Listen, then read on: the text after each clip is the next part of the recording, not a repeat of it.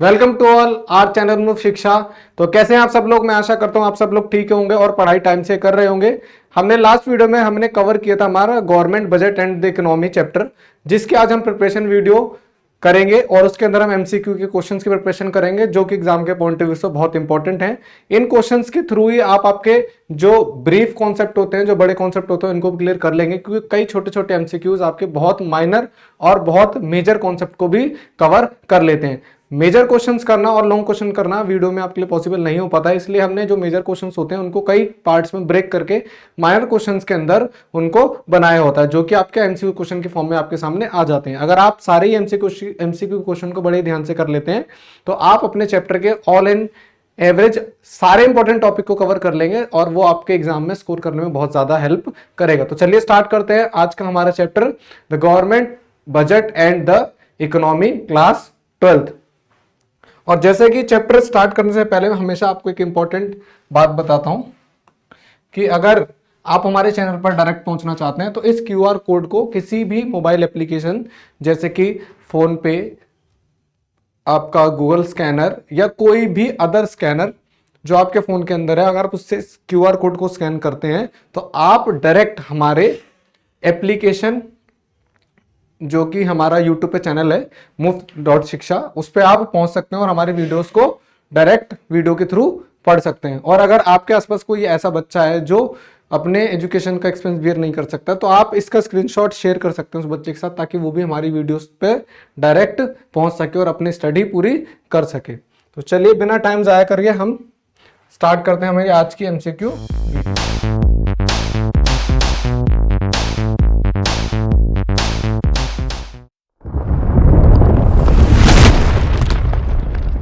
Video. देखिए आपका पहला क्वेश्चन गवर्नमेंट बजट चैप्टर से, पेंसिल में हम कलर ले लेते हैं। देखिए पहला question, the amount received by the government in the form of interest, fees and dividend is known as.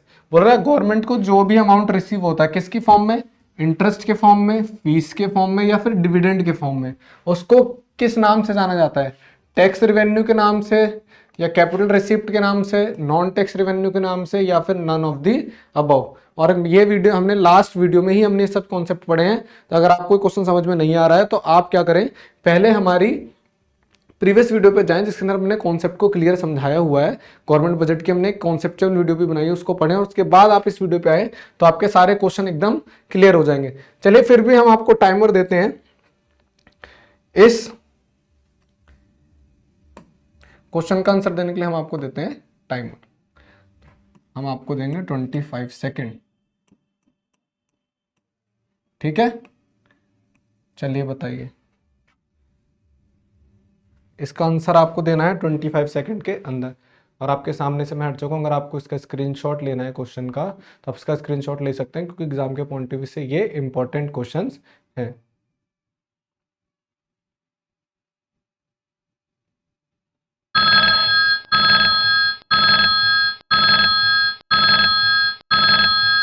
चलिए इसका आंसर देखते हैं हम। देखिए जो इंटरेस्ट है, फीस और डिविडेंड, ये किसी भी तरीके का टैक्स नहीं है, ये वन साइडेड ही होती है, आपको देने ही पड़ते हैं। तो ये कहलाते हैं आपके नॉन टैक्स रेवेन्यू रिसीप्ट। इनसे रेवेन्यू तो जनरेट हो रहा होता है लेकिन ये टैक्स नहीं होते। तो राइट आंसर आपका ऑप्शन सी। चलिए नेक्स्ट क्वेश्चन देखते हैं। नेक्स्ट क्वेश्चन आपकी स्क्रीन पर, financial year runs from, financial year कब से स्टार्ट होता है, मैंने आपको पढ़ाया भी था लास्ट वीडियो में, फाइनेंशियल ईयर कब से स्टार्ट होता है कब एंड होता है। पहला ऑप्शन बोल रहा है 1 अप्रैल से लेके 31 मार्च, दूसरा ऑप्शन 1 जनवरी से 31 दिसंबर, तीसरा ऑप्शन 1 मार्च टू 28 फरवरी, third option none of the these. तो बताओ अब आप कौन सा ऑप्शन करेक्ट है। ये लो 25 सेकेंड।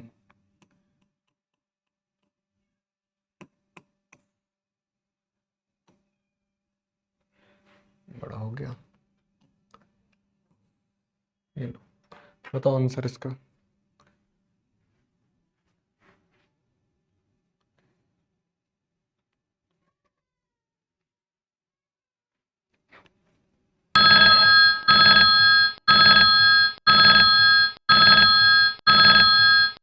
देखो इसका जो करेक्ट आंसर है वो है, इसका करेक्ट आंसर ऑप्शन ए। 1 अप्रैल को हमारा फाइनेंशियल ईयर स्टार्ट होता है और 31 मार्च को फाइनेंशियल ईयर हमारा कंप्लीट हो जाता है। तो आपका आंसर है ऑप्शन ए। नेक्स्ट क्वेश्चन देखो, the amount received by the government in the form of taxes and duties is known as. बोला गवर्नमेंट को जो अमाउंट रिसीव होता है किसके फॉर्म में, टैक्स और ड्यूटीज के फॉर्म में, उसको क्या कहते हैं, कैपिटल रिसिप्ट कहते हैं, टैक्स रेवेन्यू रिसिप्ट कहते हैं, नॉन टैक्स रेवेन्यू रिसिप्ट बोलते हैं, या फिर ऑल ऑफ दीज। बताओ कौन सा ऑप्शन सही है इसमें से। टाइमर बताओ आंसर।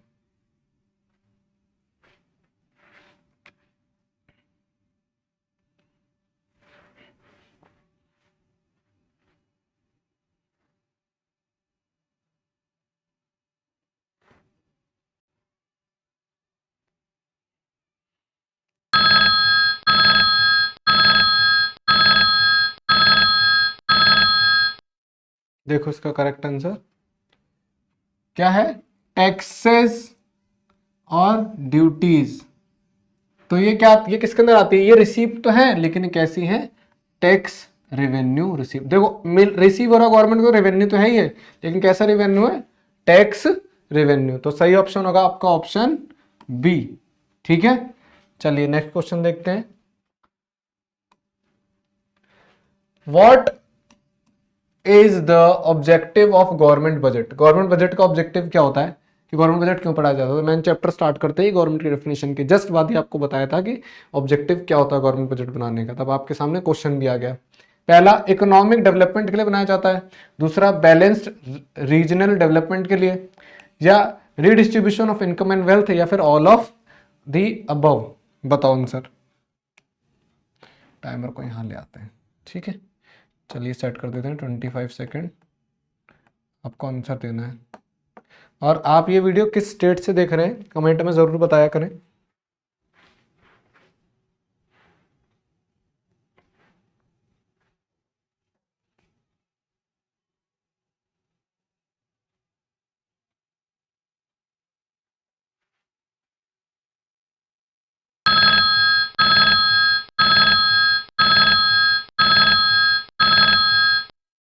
चलिए इसका करेक्ट आंसर देखते हैं। देखिए पूछा गवर्नमेंट बजट क्यों बनाया जाता है, तो भाई इकोनॉमिक डेवलपमेंट के लिए बनाया जाता है, ठीक बात है। बैलेंस रीजनल डेवलपमेंट की इकोनॉमी के हर रीजन के अंदर डेवलपमेंट होनी चाहिए, ये भी ठीक है। रीडिस्ट्रीब्यूशन ऑफ इनकम और वेल्थ, ये भी ठीक है। तो इसका मतलब आपका option D is a right option. चलिए नेक्स्ट क्वेश्चन देखते हैं। The expenditure which neither create an asset nor reduce any liability for. बोल रहा है ऐसा एक्सपेंडिचर जो कि ना ही आपके असेट क्रिएट कर रहा है और ना ही आपकी लाइबिलिटी को कम कर रहा है, क्या होगा। रेवेन्यू एक्सपेंडिचर होगा, कैपिटल एक्सपेंडिचर होगा, सी में बोल रहा है ए और बी दोनों ही, या डी में बोल रहा है इनमें से कोई भी नहीं। तो बताओ आपका सही आंसर क्या है, बताओ फटाफट से।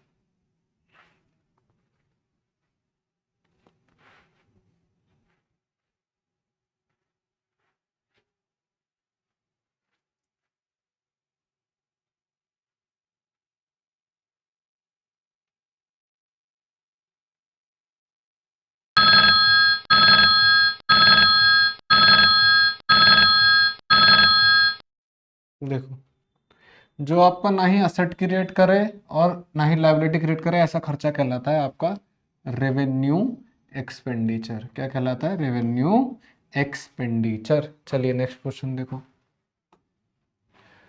विच deficit indicate the borrowing needs of the government. मतलब कौन सा डेफिसिट है जो ये इंडिकेट करता है कि गवर्नमेंट को किसकी जरूरत है, बोरोइंग्स की जरूरत है, यानी कि पैसा उधार लेना पड़ेगा। Budgetary deficit, revenue deficit, primary deficit, या फिर फिस्कल डेफिसिट। बताओ इनमें से कौन सा आंसर है। इधर आओ भाई टाइमर, टिक टिक आंटी बताओ।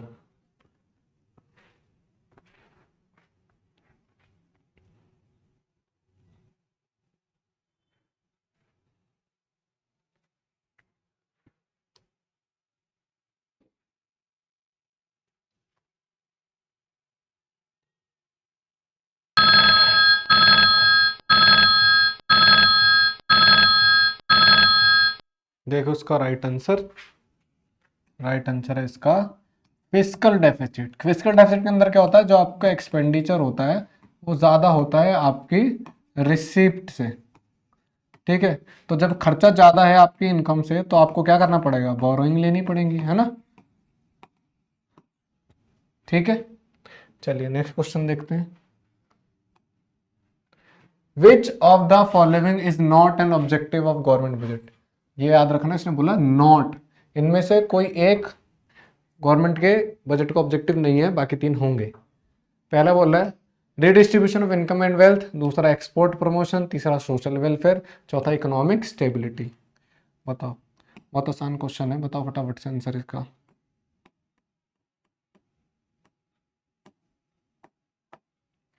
बताओ आंसर।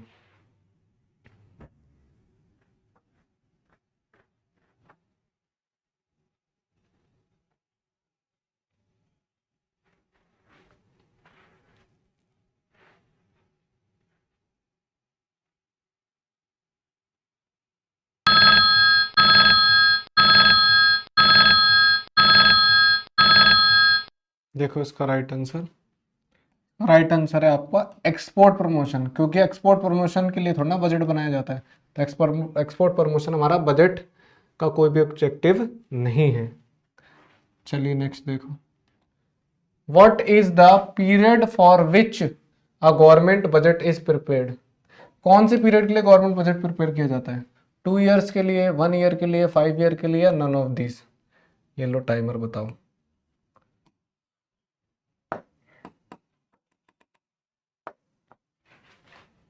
बताओ आंसर इसका।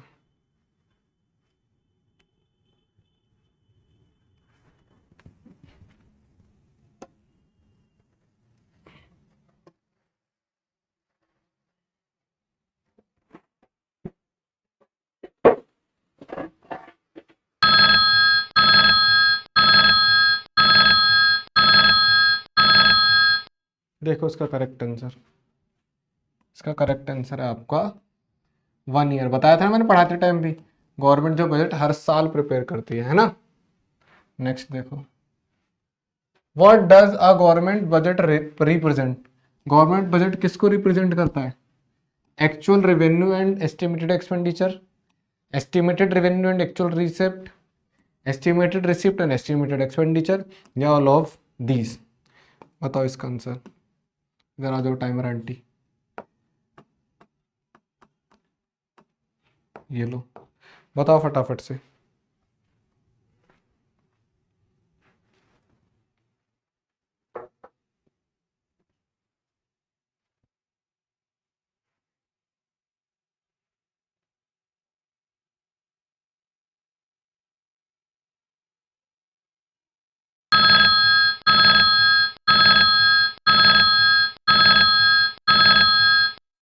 चलिए इसका करेक्ट आंसर है आपका, देखो गवर्नमेंट बजट किस लिए प्रेजेंट तैयार करते हैं हम, नेक्स्ट ईयर के लिए ना। तो नेक्स्ट ईयर में जो होने वाला है उसके लिए हम क्या करेंगे, इसका मतलब एस्टिमेट कर रहे हैं। तो हम एस्टिमेट क्या करते हैं, खर्चे का भी एस्टिमेशन करते हैं और रिसिप्ट का भी करते हैं, तो यानी कि दोनों का एस्टिमेशन करते हैं।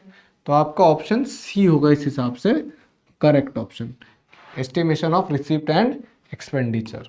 ठीक है, नेक्स्ट क्वेश्चन देखो। Corporate tax and income tax are example of which tax. मतलब कॉर्पोरेट टैक्स और इनकम टैक्स किस टैक्स के एग्जाम्पल हैं, इनडायरेक्ट टैक्स के, डायरेक्ट टैक्स के, वेल्थ टैक्स के, या इनमें से बोल रहा है कोई भी नहीं। बताओ फटाफट से।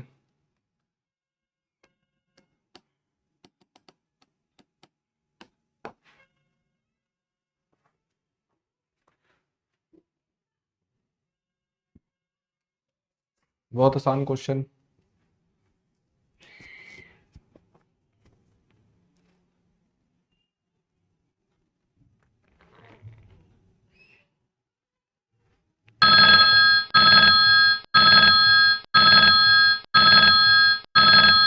देखो उसका करेक्ट आंसर है, देखो इनकम टैक्स जो है डायरेक्ट उसी पर्सन से लिया जाता है और corporate tax tax direct company से। तो डायरेक्ट लिया जा रहा है तो इसका मतलब ये हुआ आपका डायरेक्ट टैक्स। ठीक है, चलिए नेक्स्ट क्वेश्चन देखिए। Disinvestment is which type of receipt of government, disinvestment जो किस टाइप की रिसिप्ट है गवर्नमेंट की, कैपिटल रिसिप्ट है, रेवेन्यू रिसिप्ट है, बोथ ए एंड बी, या फिर नन ऑफ दीज। बताओ, टाइमर देंगे हम आपको 25 सेकंड का पूरे, लीजिए 25 करोड़।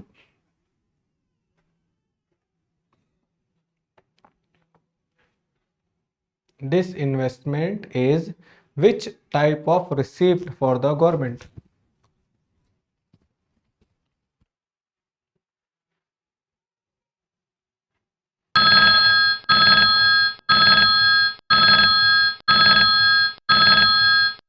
देखो, डिसइन्वेस्टमेंट एक तरीके से, डिसइन्वेस्टमेंट के अंदर हमने क्या किया था, हमने बताया था कि गवर्नमेंट अपने शेयर भी सेल करती है पीएसयू के अंदर, पब्लिक सेक्टर यूनिट्स के अंदर, तो वो क्या होता है आपकी कैपिटल रिसिप्ट कहलाती है। ठीक है, क्योंकि शेयर उनके कैपिटल के अंदर आते हैं। नेक्स्ट देखो, tax whose burden can not be shifted, ऐसा टैक्स जिसका बर्डन शिफ्ट नहीं किया जा सकता, कैसा टैक्स होगा, इनडायरेक्ट टैक्स होगा, डायरेक्ट टैक्स होगा, बोथ ए एंड बी, या नन ऑफ दीज। बताओ, कितना ही प्यारा और आसान क्वेश्चन है, बताओ आप लोग, लीजिए टाइमर।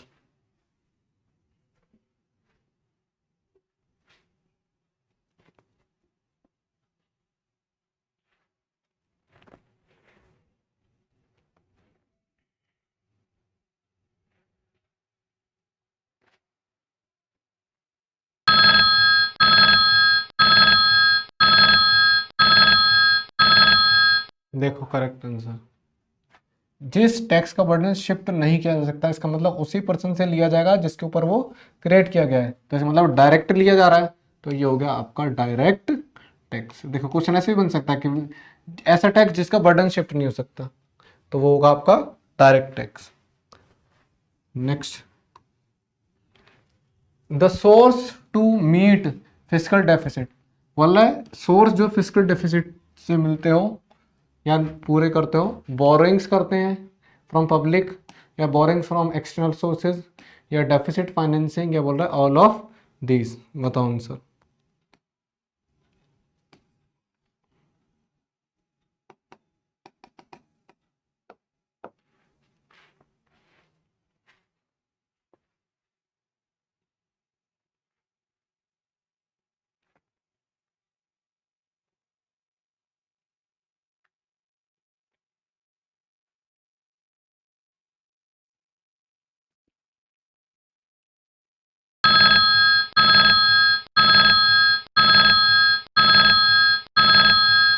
देखो करेक्ट आंसर, जो फिजिकल डेफिसिट को फुलफिल करते हो, बोरिंग फ्रॉम पब्लिक भी यूज़ किया जाता है उसके लिए, बोरिंग फ्रॉम एक्सटर्नल सोर्स भी यूज़ किया जाता है, और डेफिसिट फाइनेंसिंग को भी। इसका मतलब करेक्ट आपका ऑप्शन होगा ऑप्शन डी। ठीक है, नेक्स्ट देखो, which budget is prepared by central government, central government कैसा बजट प्रिपेयर करती है, general budget, zero based budget, union budget, या फिर नन ऑफ दिस। बताओ, सेंट्रल गवर्नमेंट कैसा बजट प्रिपेयर करती है।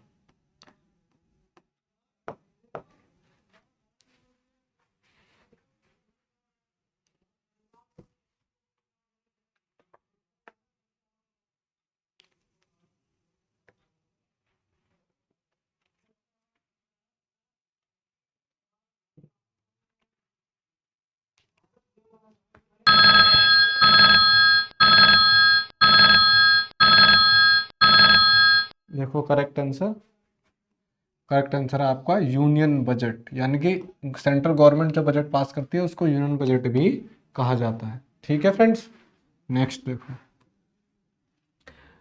Components of the budget are, budget के कंपोनेंट्स क्या क्या हैं, बजट के अंदर क्या क्या इंक्लूड होता है, रेवेन्यू बजट होता है, कैपिटल बजट होता है, बोथ ए एंड बी, या नन ऑफ दिस। और ये मैंने आपको वीडियो के अंदर भी पढ़ाया कि कंपोनेंट्स ऑफ बजट क्या है।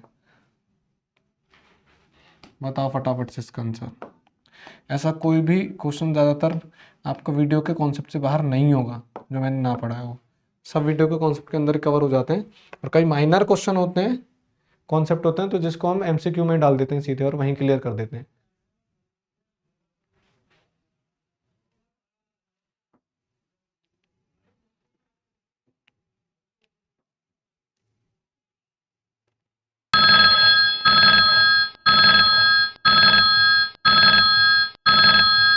देखो करेक्ट आंसर, बजट के अंदर दो तरीके के कंपोनेंट होते हैं, एक होता है रेवेन्यू और दूसरा होता है कैपिटल। तो अब दोनों लेने, तो इसका मतलब option C is correct option. ठीक है, नेक्स्ट क्वेश्चन देखो।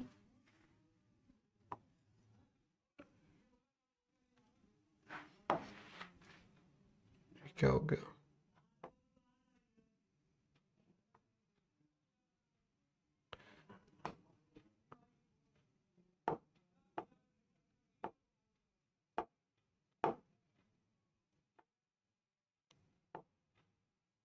फिफ्टीन के बाद आपका क्वेश्चन नंबर 16। देखो क्वेश्चन नंबर 16 में क्या है, which of the following is treated as a capital receipt. इनमें से किसको कैपिटल रिसिप्ट की तरह ट्रीट किया जाता है? Recovery of loans, interest received on loans, gifts and grants, या फिर एस्चीट। ध्यान से देख लो, किसको as a capital receipt treat किया जाता है, बताओ।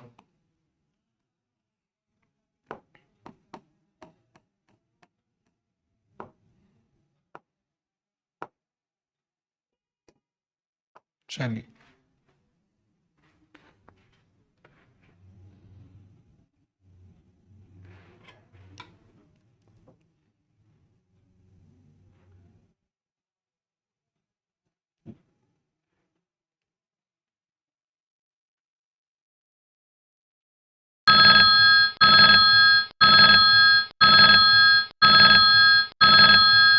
देखिए राइट आंसर,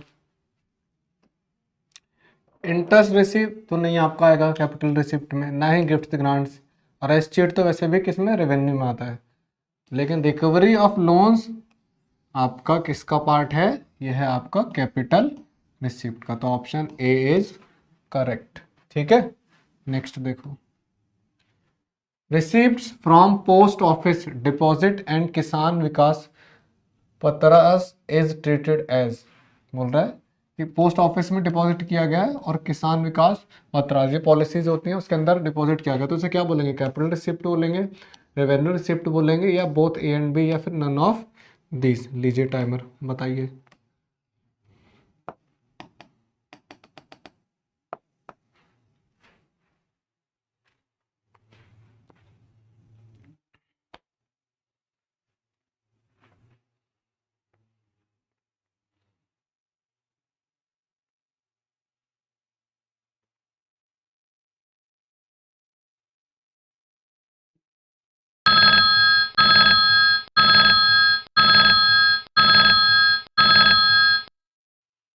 देखो राइट आंसर, ये क्या होता है, डिपॉजिट मिल रहे हैं और किसान विकास पत्रास। तो पत्रास क्या होता है? एक तरीके से आपके जैसे सिक्योरिटीज बॉन्ड वगैरह आपने पढ़ा है ना, उसकी तरह होते हैं। जब उसके बदले में डिपॉजिट हो रहा है तो वो किस तरीके की रिसिप्ट कहलाएगी? आपकी कैपिटल रिसिप्ट कहलाएगी। ठीक है, नेक्स्ट देखो, which expenditure will either create an asset or reduce the liability. किस तरीके का एक्सपेंडिचर या तो एसेट क्रिएट करे या लायबिलिटी को रिड्यूस कर दे? मतलब रेवेन्यू एक्सपेंडिचर, कैपिटल रिसिप्ट, या फिर रिजर्व और रेवेन्यू रिसिप्ट। बताओ, ये लो टाइमर।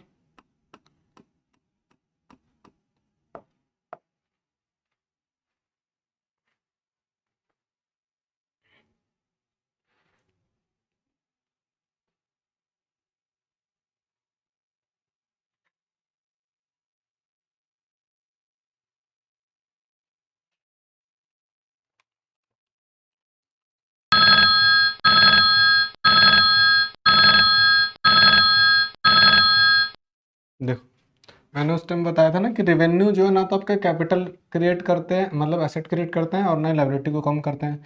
लेकिन कैपिटल ऐसी चीज है जो एसेट क्रिएट करती है और लायबिलिटी को कम कर सकती है। तो इसका मतलब आपका करेक्ट आंसर हुआ कैपिटल एक्सपेंडिचर। मान लो हमने कोई क्या पता एसेट परचेज किया हो या फिर लोन की पेमेंट की हो, ऐसा हो सकता है ना, है तो दोनों ही खर्चे। नेक्स्ट देखो, subsidies and expenditure on scholarship are example. बोला या तो सब्सिडी होगी या एक्सपेंडिचर होगा कैसा, स्कॉलरशिप पे। तो ये किस चीज के एग्जाम्पल है? रेवेन्यू एक्सपेंडिचर के एग्जाम्पल है, कैपिटल एक्सपेंडिचर का है, कैपिटल रिसिप्ट का, या फिर रेवेन्यू रिसिप्ट का है? बताओ, ये लो timer.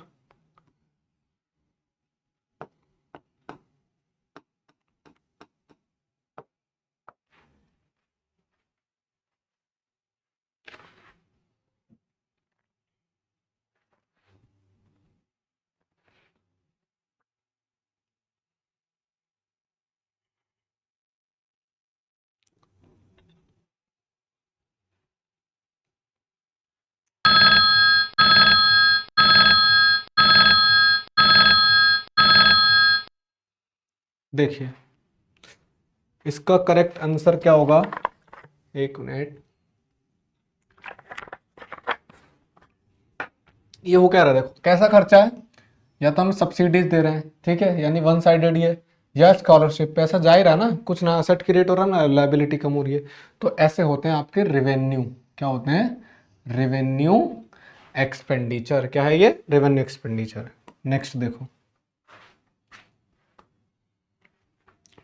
if the government estimated receipts are less than estimated expenditure then it is termed, बोल रहा क्या करना है, एस्टिमेटेड रिसीप्ट कम है यानी इनकम कम हो गई, और एक्सपेंडिचर क्या है उससे ज्यादा हो गया, तो क्या होगा वो, डेफिसिट बजट होगा, सरप्लस बजट होगा, बैलेंस बजट होगा, या all of this. All of this तो हो नहीं सकता, देखो अब आपको तीनों में से बताना है।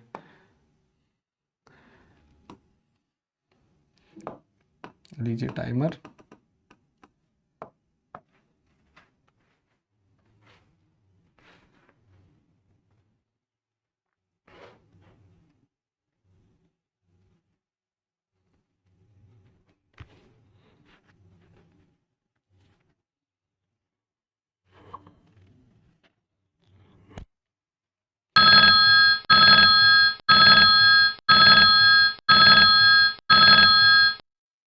देखो जो हमारा खर्चा ज्यादा हो रहा है इसका मतलब इनकम कम हो रही थी, हम घाटे में ही जाएंगे, तो ऐसे को बोलते हैं डेफिसिट बजट, जब नुकसान में जाते हैं, ठीक है। नेक्स्ट देखो, revenue deficit can be reduced, revenue deficit को रिड्यूस किया जा सकता है, बट कैसे, रिड्यूसिंग गवर्नमेंट एक्सपेंडिचर घटा के, या इंक्रीजिंग सोर्स ऑफ रेवेन्यू, या रेवेन्यू मतलब आपके जहाँ से रेवेन्यू आता है उसके सोर्स को बढ़ा दिया जाए, या रिड्यूस कर दिया जाए टैक्स एविएशन, टैक्स को रिड्यूस कर दिया जाए, या ऑल ऑफ दीज। बताओ।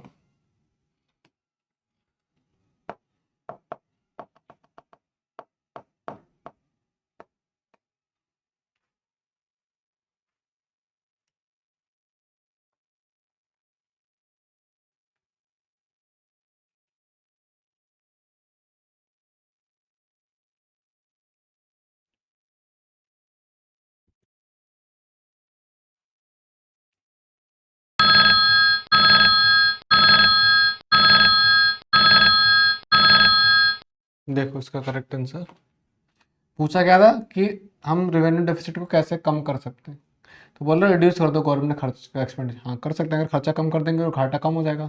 या फिर हम क्या करें, जो इनकम है उसको बढ़ा दें, सोर्स बढ़ा दें इनकम का। तो ऐसा भी हो सकता है कि जब खर्चे ज़्यादा हैं तो इनकम के सोर्स को बढ़ा दें ताकि वो खर्चों के बराबर आ जाए। बोल रहे रिड्यूसिंग टैक्स, या तो टैक्स को कम कर दें। टैक्स को कम करने से होगा क्या, कि अगर टैक्स कम होगा प्रोडक्शन ज़्यादा होगा, प्रोडक्शन ज़्यादा होने से क्या होगा, एम्प्लॉयमेंट क्रिएट होगा, एम्प्लॉयमेंट क्रिएट होने से क्या होगा, लोगों की इनकम बढ़ेगी, इनकम बढ़ेगी तो रिसिप्ट बढ़ेगी गवर्नमेंट की। तो गवर्नमेंट जब रिसिप्ट बढ़ गई तो इसका मतलब फिर डेफिसिट वाली कंडीशन खत्म होना शुरू होगी। इसका मतलब ऑल ऑफ दीज ऑप्शन क्या रहेगा आपका करेक्ट ऑप्शन, ठीक है। Dash is an annual statement showing estimated receipt and expenditure of the government during a fiscal year. During a fiscal year government की एस्टिमेटेड रिसीप्ट और एक्सपेंडिचर को show करती है क्या, गवर्नमेंट बजट करती है, गवर्नमेंट रिसीप्ट करती है, गवर्नमेंट पेमेंट करती है, नन ऑफ दीज।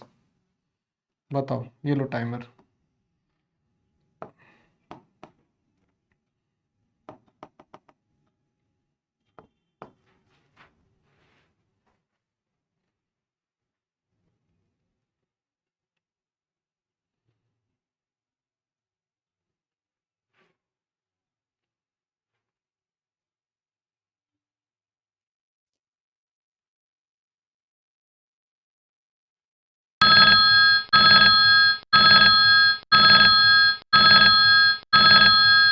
देखो करेक्ट आंसर, अभी हमने पीछे क्वेश्चंस के अंदर पढ़ा ही था ना, कि एस्टिमेटेड रिसिप्ट और एस्टिमेटेड एक्सपेंडिचर किसके कंपोनेंट होते हैं? गवर्नमेंट बजट के कंपोनेंट होते हैं। तो करेक्ट ऑप्शन होगा ऑप्शन ए। नेक्स्ट देखो, union budget is the budget of. Union budget क्या होता है? किसका बजट होता है? स्टेट गवर्नमेंट का, सेंट्रल गवर्नमेंट का, यूनियन टेरिटरी का, या फिर ऑल ऑफ दीज? इस क्वेश्चन का आंसर आप फटाफट से दे सकते हैं क्योंकि इससे मिलता जुलता क्वेश्चन आप पहले भी कर चुके हैं। तो कमेंट में जरूर बताएं इसका आंसर, और ये भी बताया करें कमेंट में कि आपके कितने आंसर सही थे और कितने गलत, ताकि पता लगे आप पढ़ाई कर रहे हैं कि नहीं।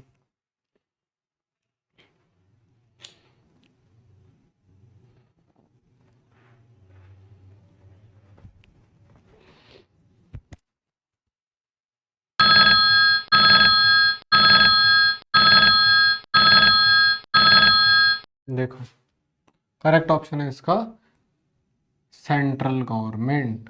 अभी बताया था ना, यूनियन बजट क्या, सेंट्रल गवर्नमेंट जिस बजट को पास करती है उसे यूनियन बजट भी कहते हैं। चलो नेक्स्ट देखो, डैश इज और are objective of government budget. Government budget के ऑब्जेक्टिव इनमें से कौन? Economic stability, regional equality, reduction of poverty, या बोथ ए एंड बी? बताओ। ये वहां क्यों चले जाती है टिक टिक आंटी? चलिए स्क्रीनशॉट ले लिया करिए, क्वेश्चन का इंपॉर्टेंट क्वेश्चन है इसलिए स्क्रीन फ्री छोड़ी जाती है आपके लिए।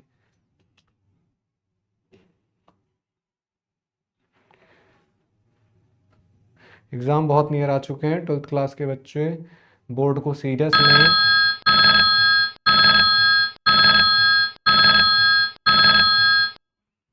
देखिए इसका करेक्ट ऑप्शन है ऑप्शन डी, क्योंकि इकोनॉमिक स्टेबिलिटी भी गवर्नमेंट बजट का ऑब्जेक्टिव और रीजनल इक्वालिटी भी, ठीक है। रिडक्शन ऑफ पॉवर्टी नहीं है गवर्नमेंट बजट का, ठीक है। नेक्स्ट देखो, the components of government budget are. Government budget के कंपोनेंट क्या हैं? ये क्वेश्चन कई बार घुमा फिरा के पूछ लिया गया है, बताओ अब इसे। Revenue budget, capital budget, both A and B, और नन ऑफ दीज? अब तो इसका आंसर फटाफट से दे दो।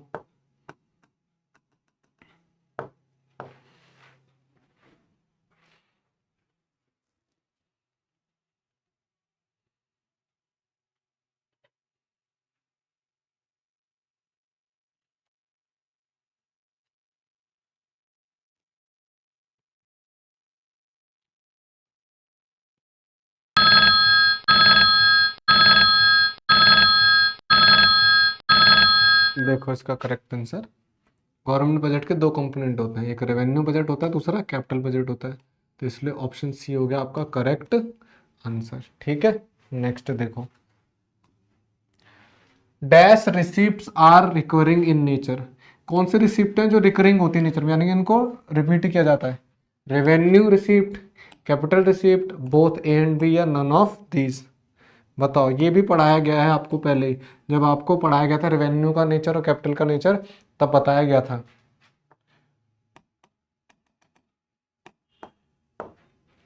बताओ आंसर।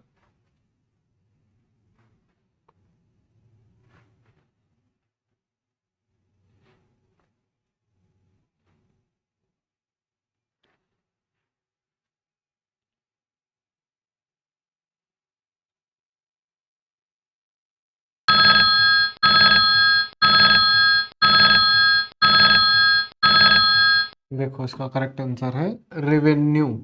रेवेन्यू रिसिप्ट होती है जो रिकरिंग होती है, क्योंकि साल में हर बार हर महीने होते हैं, या साल के अंदर कई बार रिपीट होती रहती है। जैसे सैलरी हो गई, सैलरी हर महीने देनी पड़ती है, तो रिकरिंग होता है इनका नेचर, रिपीट होना, ठीक है। नेक्स्ट देखो, dash receipt are non recurring. अब कैसे रिसिप्ट है जब नॉन रिकरिंग होंगी? Revenue receipt, capital receipt, both and B, या नन ऑफ दिस? अब इसका आंसर तो आप आराम से दे सकते हो, इतनी आसान है जब पिछला क्वेश्चन का आंसर आपको पता लग गया है। बताओ।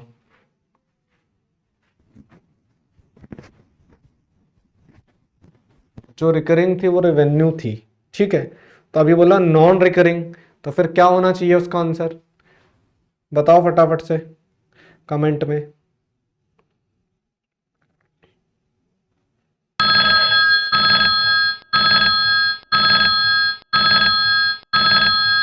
देखो करेक्ट आंसर वो कैपिटल रिसिप्ट क्या होता है, वो कम से कम साल भर के टाइम के बाद उसको रिसीव किया जाता है। ऐसा नहीं होता हर मंथली या कुछ टाइम पीरियड बाद ही होती जा रही, नहीं, लॉन्ग टाइम पीरियड के बाद रिसिप्ट होती है। नेक्स्ट देखो, dash revenues and dash revenues are the source of revenue receipt. दो, ये डबल हो गया। Dash revenues are the source of revenue receipt, tax, non tax, both A and B, या फिर नन ऑफ दीज। ठीक है, बताओ answer.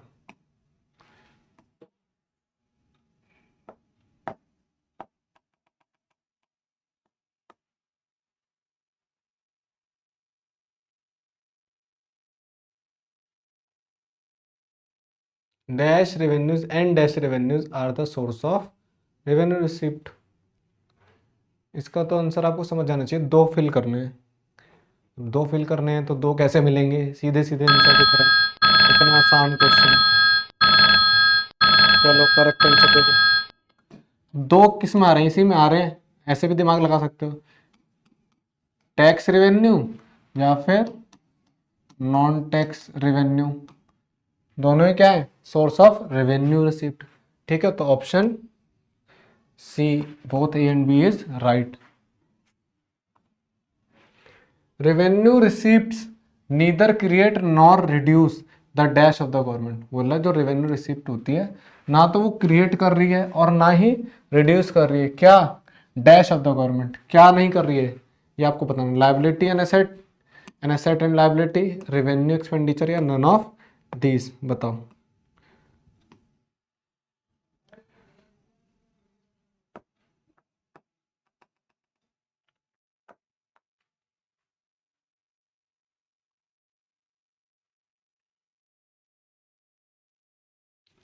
Revenue receipt neither create dash nor reduce dash of the government. बताओ।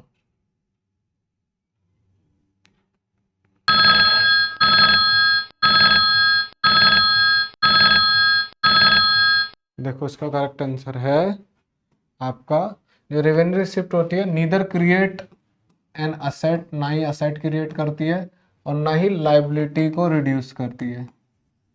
तो इसका मतलब आपका ऑप्शन बी इज करेक्ट। ठीक है, नेक्स्ट देखो, capital gains tax is an example of. Capital gains tax is an example of, जो capital gains है टैक्स, वो किसका एग्जांपल है, डायरेक्ट टैक्स का, इनडायरेक्ट टैक्स का, बोथ ए एंड बी, और नन ऑफ दीज। बताओ।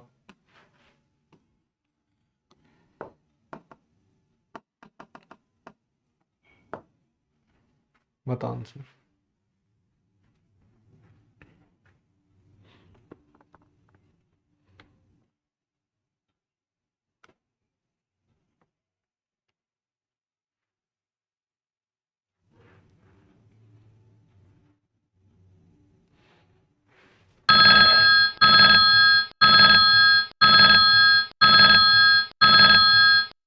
चलो देखो, कैपिटल गेन यानी कैपिटल पे जो आपको गेन हो रहा है उस पर टैक्स, तो ये डायरेक्ट लग रहा है ना आपके गेन पे, तो ये कहलाएगा आपका डायरेक्ट टैक्स। ठीक है, ये शिफ्ट थोड़ी हो रहा है कहीं। Interest and escheats are example of. Interest और एस्चीट बताया था ना, कोई ऐसी प्रॉपर्टी जिसको कोई उत्तराधिकारी ना रहे तो गवर्नमेंट क्या करती है, उसको अपने कवर अंडर कवर कर लेती है। तो वो किसके एग्जांपल हैं, टैक्स रेवेन्यू के, नॉन टैक्स रेवेन्यू के, बोथ ए एंड बी, या नन ऑफ दीज। बताओ।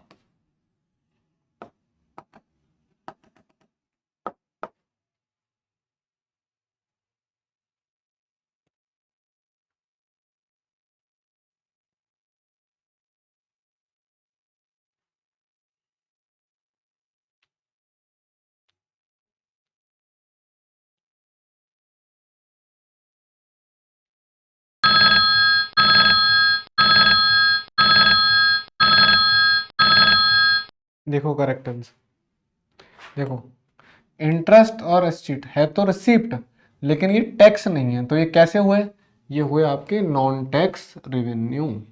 क्या हुए, ये टैक्स नहीं है ना, रेवेन्यू तो है लेकिन टैक्स नहीं है।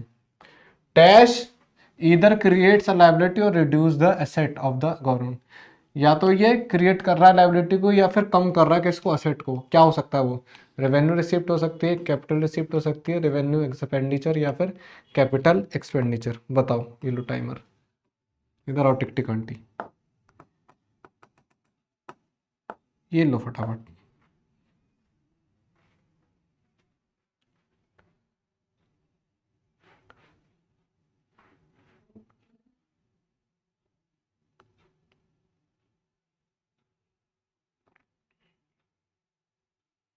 पहले भी मैंने बताया था कि जो रेवेन्यू होती है वो कुछ भी नहीं करती, ना तो क्रिएट करती है ना रिड्यूस करती है। तो क्या है जो क्रिएट करती हैं और रिड्यूस करती हैं, वो है आपकी कैपिटल।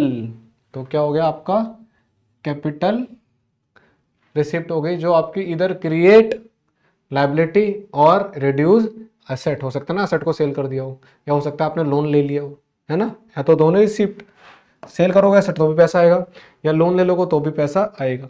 ठीक है, नेक्स्ट देखो, in case of some capital receipts there is a dash to return the amount with interest at a future date. बोला in case some capital receipt there is a dash to return the amount with interest at the future date. यानी कि आपको क्या करना है, कुछ पैसा है जो आपका कैपिटल रिसीप्ट है लेकिन उसको आपको फ्यूचर में इंटरेस्ट के साथ वापस देना, तो वो क्या होगा, फ्यूचर ऑब्लिगेशन होगा, कंटिंजेंट ऑब्लिगेशन, पास्ट ऑब्लिगेशन, या नन ऑफ दीज। बताओ,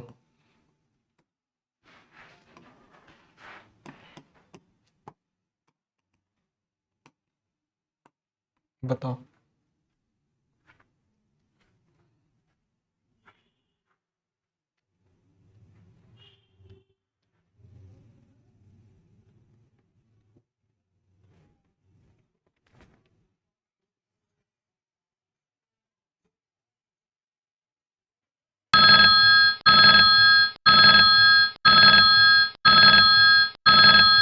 तो देखो, ये बोला फ्यूचर में पे करना है, तो फ्यूचर ऑब्लिगेशन हो गया, सीधी सी बात।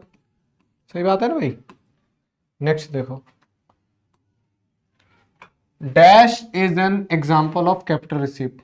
इनमें से कौन कैपिटल रिसिप्ट का एग्जाम्पल, अब याद रखना कैपिटल रिसिप्ट वो होगी जिसका इंपैक्ट आपके असेट और लायबिलिटी पे पड़ता है, इंटरेस्ट, एस्शीट, बोरोइंग, या ऑल ऑफ दीज। बताओ,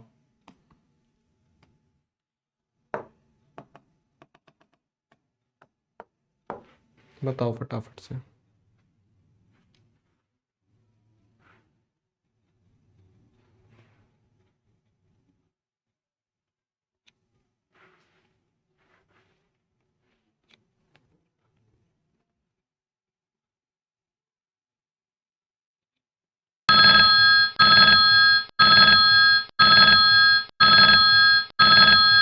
देखो करेक्ट आंसर, इंटरेस्ट और एस्शीट तो आपके नॉन टैक्स रेवेन्यू के पार्ट होते हैं, बोरिंग है जो आपके कैपिटल रिसिप्ट का पार्ट होता है।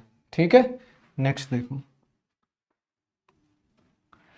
when the estimated receipt is equal to estimated expenditure the budget is said to be। जब आपका estimated receipt और expenditure बराबर हो जाए तो कैसा बजट होगा, सरप्लस बजट होगा, डेफिसिट बजट होगा, बैलेंस्ड बजट होगा, या नन ऑफ दीज। ये भी मैंने अपने कॉन्सेप्चुअल वीडियो के अंदर बड़ी ब्रीफ में पढ़ा रखा है आपको, तो आप इसका आंसर फटाफट से दें। ठीक है गाइस,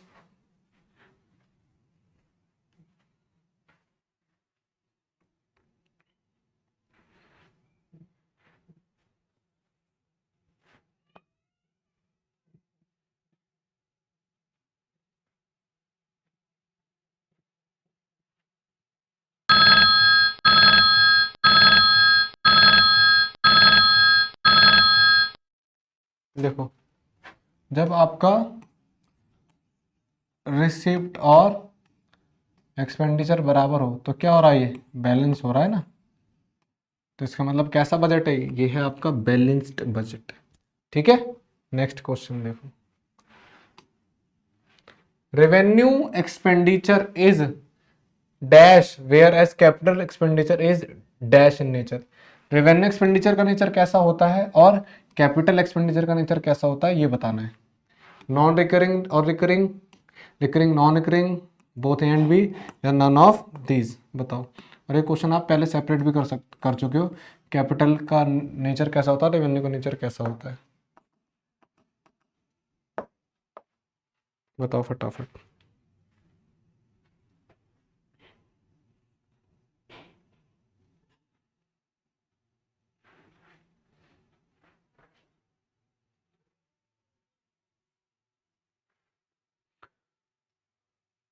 देखो जो रेवेन्यू एक्सपेंडिचर होता है वो एक साल के पीरियड के अंदर होता रहता है, और कैपिटल एक लॉन्ग टाइम के बाद होता है। तो आप खुद ही समझ जाओ कि रेवेन्यू का नेचर कैसा होता है, ये होता है रिकरिंग नेचर का भाई, है ना, और ये होता है नॉन रिकरिंग। तो इसका मतलब आपका ऑप्शन बी, रिकरिंग और नॉन रिकरिंग क्या है, राइट। क्योंकि रिकरिंग होता है आपका रेवेन्यू और नॉन रिकरिंग होता है आपका कैपिटल। ठीक है, नेक्स्ट देखो, the formula for fiscal deficit is, ये भी मैंने आपको करवाया हुआ था कॉन्सेप्चुअल वीडियो के अंदर। आपको बताना है कि फॉर्मूला कौन सा फिस्कल डेफिसिट का इनमें से। ठीक है, ये लो टाइमर।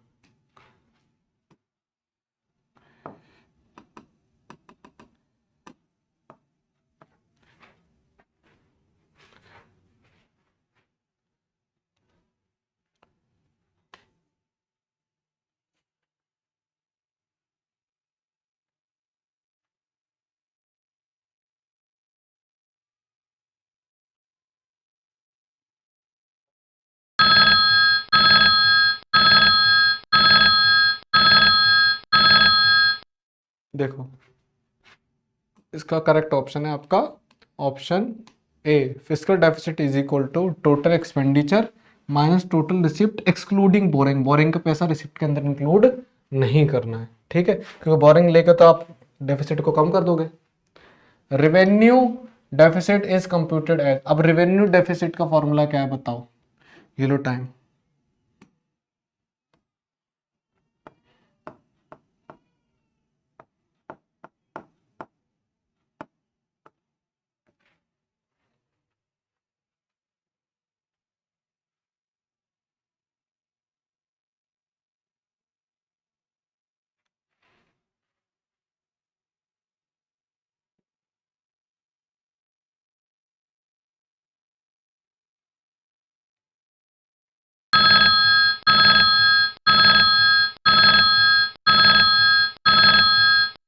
देखो करेक्ट आंसर, रेवेन्यू डेफिसिट का जो फॉर्मूला है वो है आपका revenue deficit equals to revenue expenditure minus revenue receive.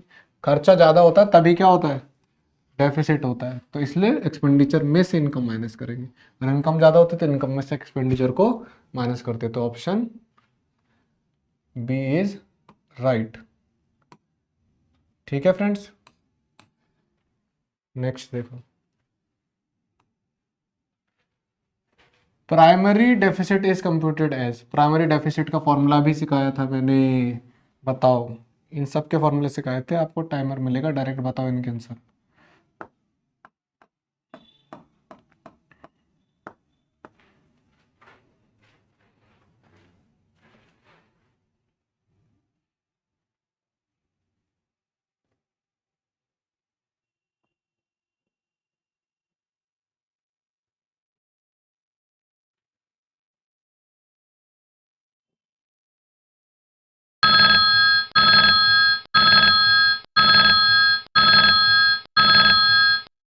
देखो करेक्ट आंसर, प्राइमरी डेफिसिट का फॉर्मूला है आपका primary deficit equals to fiscal deficit minus interest payment.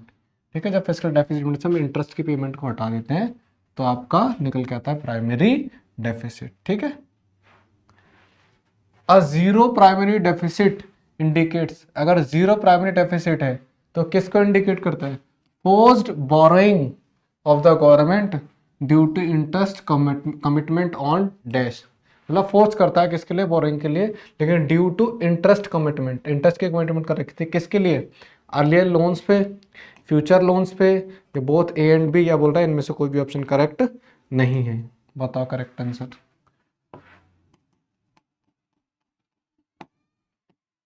बताओ फटाफट।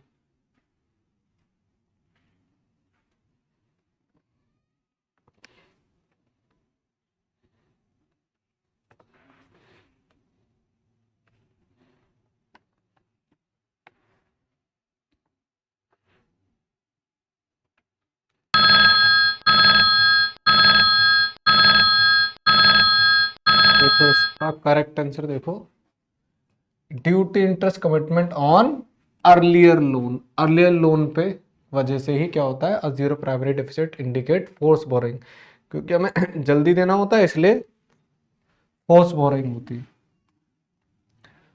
Read the following statement, statement को पढ़ो और फिर बताओ इनमें से कौन सी सही है। पहली स्टेटमेंट है economic stability refer to absence of fluctuation in price of goods and service. दूसरा बोल रहा है इकोनॉमिक इंस्टेबिलिटी डिस्करेज इन्वेस्टमेंट। अब आपको बताना है इनमें से कौन सा ऑप्शन करेक्ट है, बताओ।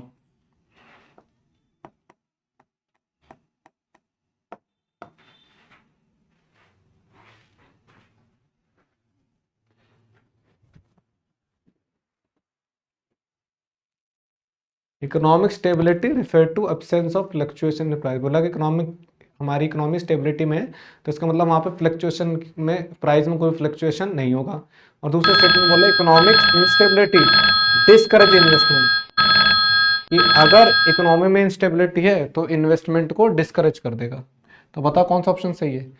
ऑप्शन ए, दोनों ही स्टेटमेंट सही हैं, बोथ आर करेक्ट। ठीक है, नेक्स्ट देखो, read the following statement given below and choose the correct alternate. पहली स्टेटमेंट देखो, government imposes high rate of income tax on higher income group. Government क्या करती है, जिन जो बड़े इनकम ग्रुप होते हैं उन पर ज़्यादा टैक्स लगाती है, यानी कि ज़्यादा रेट से टैक्स लगाती है। और दूसरा statement two, low income group पे हायर अमाउंट ऑफ टैक्स। और दूसरा बोला जो लो इनकम वाले लोग होते हैं वो हाई अमाउंट ऑफ टैक्स पे करते हैं। तब आपको बताना है इनमें से दोनों स्टेटमेंट में से कौन सही है। टाइमर को हम यहाँ कर देते हैं साइड में सेट। ठीक है, ये लो बताओ आंसर।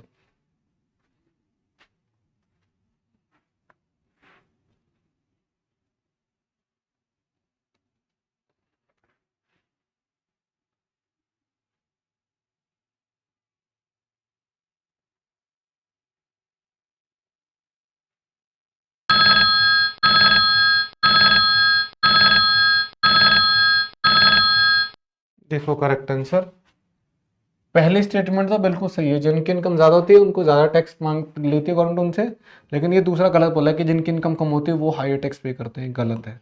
तो इसका मतलब option C is correct option. Statement 1 is correct, statement 2 is wrong. ठीक है, नेक्स्ट देखो, read the following statement given below and choose the correct alternate. पहली स्टेटमेंट पढ़ो, in case of inflation government decrease the rate of tax. बोला अगर inflation हो जाए तो गवर्नमेंट टैक्स के रेट को कम कर देती है। इन case of deflation government increase the rate of tax, और अगर डिफ्लेशन हो जाए तो गवर्नमेंट टैक्स के रेट को बढ़ा देती है। बताओ इनमें से कौन सी स्टेटमेंट सही है।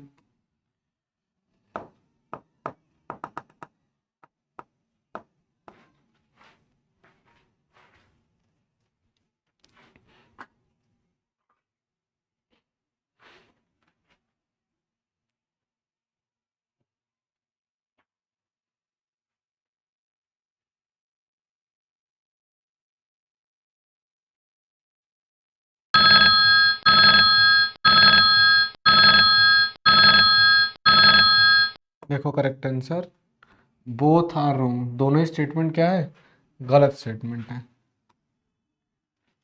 रीड द फॉलोइंग स्टेटमेंट, फिर स्टेटमेंट वाला क्वेश्चन आ गया। स्टेटमेंट 1 में बोल रहा है revenue deficit occurs when revenue expenditure is more than revenue receipt. बोल रहा है रेवेन्यू डेफिसिट जब होता है जब रेवेन्यू एक्सपेंडिचर ज्यादा हो रेवेन्यू रिसिप्ट से। दूसरा बोल रहा है physical deficit is the excess of budget expenditure over budget receipt.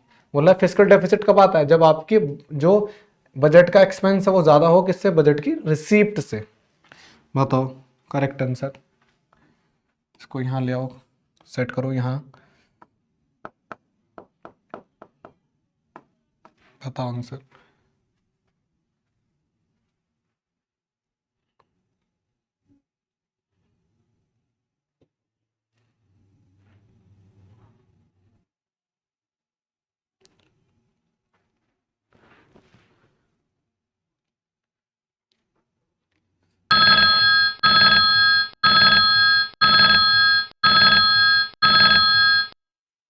देखो करेक्ट आंसर का करेक्ट आंसर है आपका statement 1 is correct and statement 2 is wrong. ठीक है, नेक्स्ट देखो,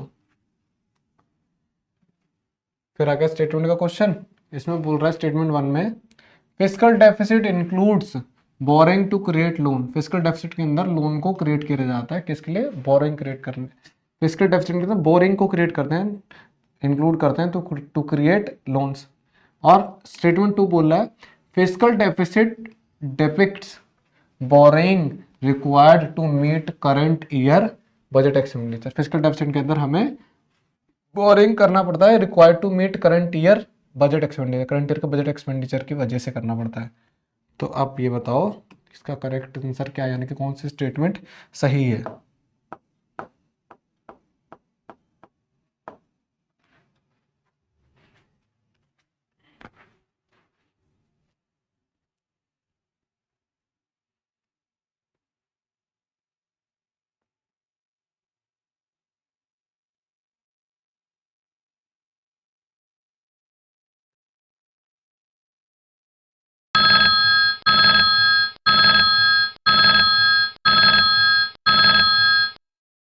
देखो करेक्ट आंसर, इसका करेक्ट आंसर है आपका स्टेटमेंट 1 इज रॉन्ग और स्टेटमेंट 2 इज करेक्ट। ठीक है, नेक्स्ट देखो, अब इसमें हमें क्या करना है, इसमें हम पेयर बताने हैं कि कौन सा पेयर सही है। Choose the correctly matched pair from the given alternate. इसमें से आपके 3 पेयर गिवन है, इसमें से 2 पेयर गलत होंगे, एक ही पेयर सही होगा। जैसे पहला बोल रहा है ए का 1 इनकम टैक्स के साथ the tax on corporate profit. बोल रहा बी का 2 कॉर्पोरेट टैक्स के साथ the tax on income of individual, wealth tax the tax on wealth और इंडिविजुअल। बताओ आपको करेक्ट आंसर क्या है?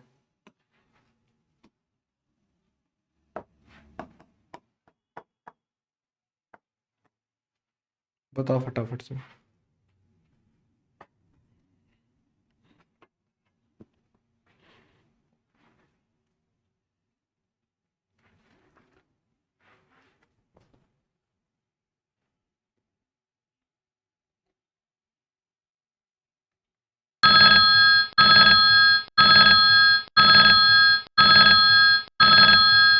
देखो करेक्ट आंसर वेल्थ टैक्स जो है किस पे लगता है? उस बंदे के खुद के वेल्थ के ऊपर। तो ये पेयर क्या है? सही है बिल्कुल। तो ऑप्शन सी इज करेक्ट। ठीक है, नेक्स्ट देखो, इसमें भी बताना मैच गवर्नमेंट। देखो ए का 3 के साथ government tax resort to a surplus budget equal to create asset. दूसरा बोल रहा है बी का 2 से revenue expenditure equal to solve the problem. Landing landing का आ रहा है expenditure on government hospitals and schools. और बच्चा लास्ट रीपेमेंट ऑफ लोन हो जाएगा आपका रिड्यूस ऑफ लाइबिलिटी। तो बताओ इसमें से कौन सा मैच सही है? इसका मतलब 3 मैच तो गलत हो गए। ठीक है, एक सही होगा आपका।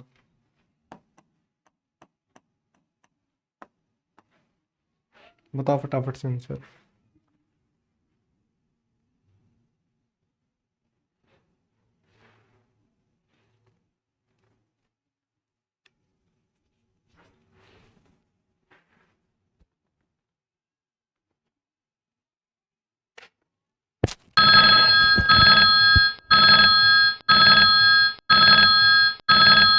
देखो करेक्ट आंसर है इसका रीपेमेंट ऑफ लोन, क्योंकि रीपेमेंट करते हैं लोन की तो जाहिर सी बात है हमारी लाइबिलिटी कम होगी। तो option D is correct answer. ठीक है, नेक्स्ट देखो, loans recovered by the central government from state and local government. अगर सेंट्रल गवर्नमेंट ने क्या किया, स्टेट और लोकल गवर्नमेंट से क्या किया है, रिकवर किया लोन को।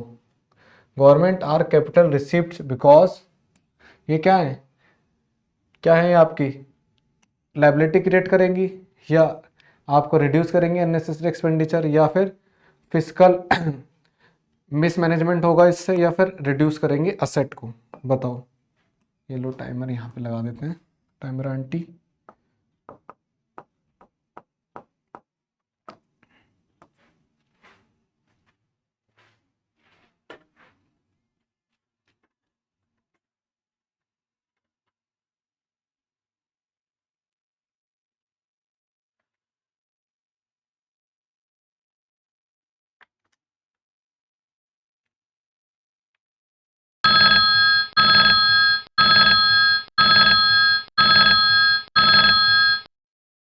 देखो इसका करेक्ट आंसर है इट रिड्यूसेस असेट्स।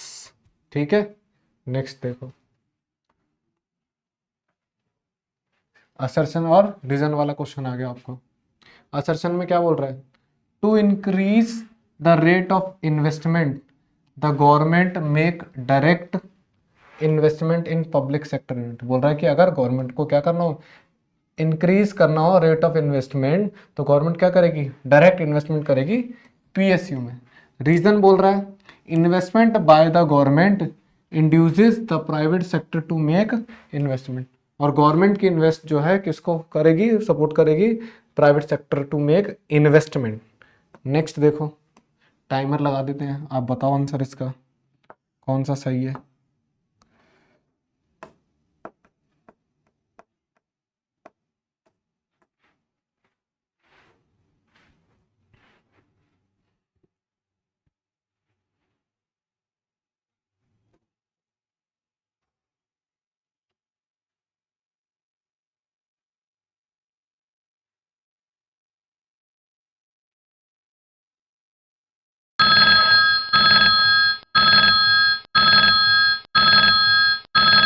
देखो करेक्ट आंसर है both assertion and reason are true and reason is the correct explanation of assertion. ठीक है, नेक्स्ट क्वेश्चन देखो, इसमें भी असर्शन और रीजन आ गया। पहला असर्शन के अंदर private sector is not interested to enter in production area such as free education and health facility. Private sector ऐसे एरिया में इंटरेस्टेड नहीं है, किसके अंदर, जहां पे क्या किया जा रहा हो, production area such as free education और हेल्थ फैसिलिटी, जहां फ्री दी जा रही है उसमें। Reason production area incurs huge investment and low profit. और ऐसे एरिया जो है क्या करते हैं, इन्वेस्टमेंट ज़्यादा मांगते हैं और प्रॉफिट कम देते हैं। बताओ इसका आंसर।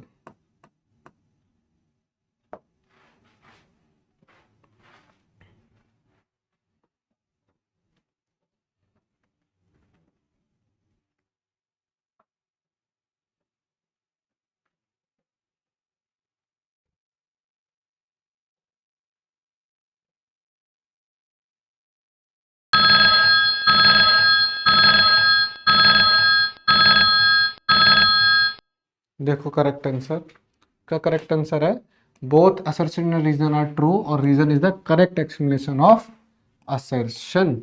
ठीक है, चलिए आज की वीडियो के अंदर इतने ही क्वेश्चन। अगर आप हमारे चैनल के से पढ़ाई कर रहे हैं तो आपको डाउट पक्का आते होंगे। उन डाउट को क्लियर करने के लिए आप क्या करिए, आप सारे डाउट को एक पेपर पे लिख लीजिए, क्योंकि आपको डाउट को याद करना पॉसिबल नहीं है एक एक करके। सारे डाउट को क्या करिए, एक पेन और पेपर लेके लिख लीजिए। फिर आप हमारी वेबसाइट www.muft.shiksha पर जाइए और आपके क्वेश्चन हमारे आस्क माय क्वेश्चन कॉलम के अंदर पूछिए, जिसके बदले आप अर्न कर सकते हैं रिवॉर्ड्स या फिर कॉइन्स। और हम जो आपके डाउट क्लियर करेंगे या आपको हम जो लेक्चर वीडियोस प्रोवाइड करवा रहे हैं थ्रू आवर चैनल। और अब हमारी एप्लीकेशन भी लॉन्च हो चुकी है मुफ्त शिक्षा। आप प्ले स्टोर पर जाकर हमारी एप्लीकेशन को भी डाउनलोड कर सकते हैं। मुफ्त शिक्षा के नाम से आपको प्ले स्टोर पर हमारी एप्लीकेशन मिल जाएगी। वहां से भी आप अपनी क्लास वाइज, आपके सब्जेक्ट वाइज वीडियो को सेलेक्ट करके पढ़ सकते हैं। नोट्स भी आपको प्रोवाइड हो जाएंगे वहाँ पे। और ये सारी चीज़ें हम आपको 100% फ्री ऑफ कॉस्ट प्रोवाइड करवा रहे हैं। और हम कोशिश कर रहे हैं कि हम आपको 100+ सब्जेक्ट की कोचिंग एकदम फ्री ऑफ कॉस्ट प्रोवाइड कराएं। और ना ही सिर्फ हम आपको वीडियो लेक्चर देंगे, हम आपके साथ मिलकर आपकी एग्जाम की प्रिपरेशन कराएंगे। जैसे कि आज हमने government budget and economic chapter की प्रिपरेशन वीडियो आपके सामने प्रेजेंट की है। आगे अगर आप हमसे किसी भी अदर सोशल मीडिया प्लेटफॉर्म पर जुड़ना चाहते हैं तो आप हमसे फेसबुक पे, ट्विटर पर, इंस्टाग्राम, यूट्यूब, टेलीग्राम या लिंक्डइन, और हम अब आ चुके हैं किस पे, व्हाट्सएप पे भी हमारा चैनल आ चुका। तो आप व्हाट्सएप पे भी हमसे कनेक्ट हो सकते हैं।